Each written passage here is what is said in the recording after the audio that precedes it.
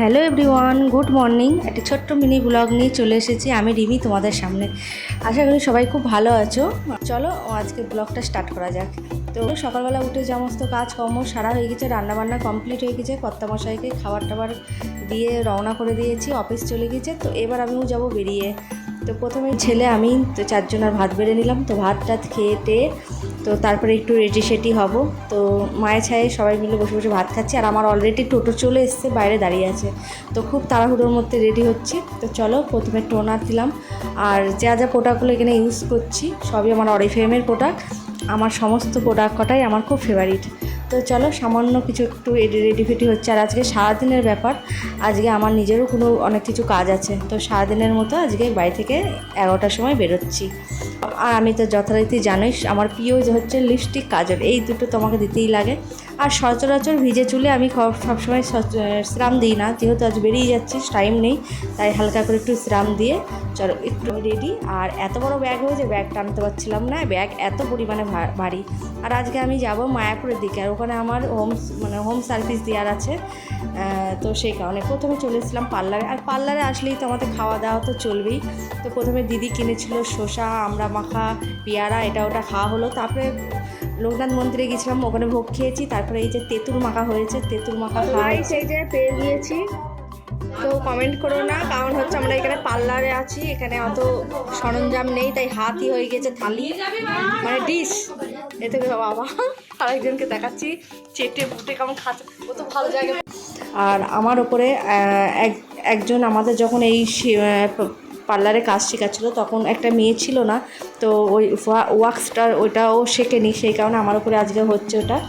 তো ভালোই হলো, আমিও একটু পরিষ্কার টরিষ্কার হয়ে গেলাম। যাই হোক, তো চলো তেঁতুল মাখা খাওয়া হয়ে যাক। আর আমার বোন দেখো বলছে এই স্বাদের ভাগ হবে না।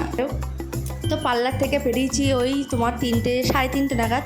তো তারপরে আমি আমার গন্তব্যস্থলে চললাম, আর বোনের মতো বাড়ি চলে গেল। আর আমি আজকে এসেছি মায়াপুরে এসে আমি কাস্টমারের বাড়ি খুঁজে পাচ্ছিলাম না। আমি নেমেছি কিন্তু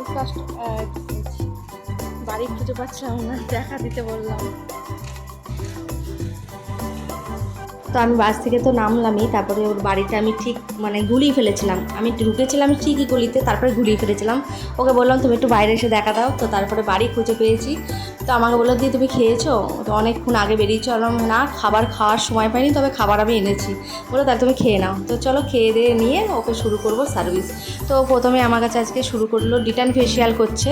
তো প্রথমে ফেসিয়ালটা স্টার্ট করলাম, তারপরে স্পায়ে যাব। আর কাস্টমার ছিল খুব মজাদার, এরা মজাদার কাস্টমার হলে কাজ করতেও ভালো লাগে, কাজ করেও আরাম পায়। দুজনে প্রচুর পরিমাণে গল্প করেছি। আর সারাদিন ও নিজেও বাড়িতে একা থাকে, ওর কথা বলার সঙ্গী নেই। তো আমাকে পেয়ে ও প্রচুর গল্প করছিলো। তো দুজনে গল্প করতে করতে করতে করতে সার্ভিসটাও কখন যে কীভাবে দিয়ে ফেলেছি নিজেও জানি না। যাই হোক, তো প্রথমে আমার ফেসিয়াল কমপ্লিট হয়ে গিয়েছে। তো এবার আমি স্পায়ে যাচ্ছি। তো স্পা করার পদ্ধতি স্টার্ট করেছি। তো এই সময়তেও ও আমার সঙ্গে প্রচুর গল্প করছিলো। তো যাই হোক, ওর বেবি ছিল একটা, ও ছোট্ট পাড়া আমার বুকানের বয়সী, বুকানের কথা মনে পড়ে যাচ্ছিলো। তো আজকে আমি জানো তো আমার 3 ছেলেকে একসঙ্গে আমার বাড়িতে একা রেখে এসেছি। তো ভগবানের নাম করে চলে এসেছি, আমাদের তো কাজে যেতেই হবে। তো ওরা বললো না মা, আমরা একসঙ্গে ঠিক থাকতে পারবো। তার সারাদিন ওরা ওখানে বাড়িতে একা আছে, আর আমারও মন ওর দিকে পড়ে আছে, আবার কাজও করতে হচ্ছে। তো এই নিয়েই চলছে আমাদের জীবন। তো যাই হোক, যার কেউ নেই ভগবান আছে যা। তো আমি যখন ওকে মাসাজ দিচ্ছিলাম হাতে, তো ও খুব আরাম পাচ্ছিলো। তো তারপরে যখন আমি মেশিনটা দিয়ে ওকে একটুখানি মাসাজ দিচ্ছিলাম, ও দেখো হেসে কুটি করছে, বলতে দিয়ে আমার সুসুই লাগছে। তো তারপরে চলো হট ব্যাগটা যা প্রসেস থাকে দিলাম।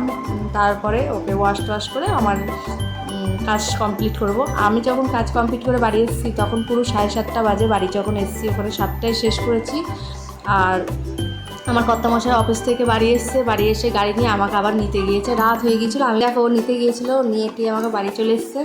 বাড়ি এসে মায়ের যা কাজ, বাড়ি এসে যখন আমার 3 ছেলের মুখটা দেখলাম, আমার কি শান্তি পাচ্ছিলাম যে সুস্থভাবে আছে।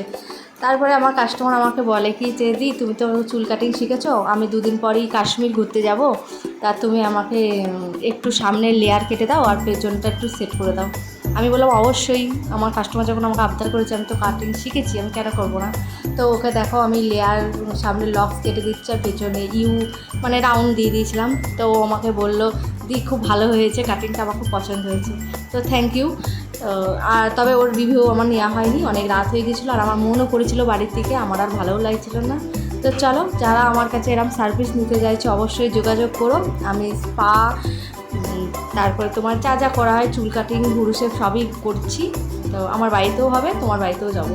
তো চলো, এই যে বাড়ি চলে এসেছি। শুভরাত্রি। ভিডিওটা কেমন লাগলো জানিও, একটু কষ্ট করে লাইক কমেন্ট করে দিও।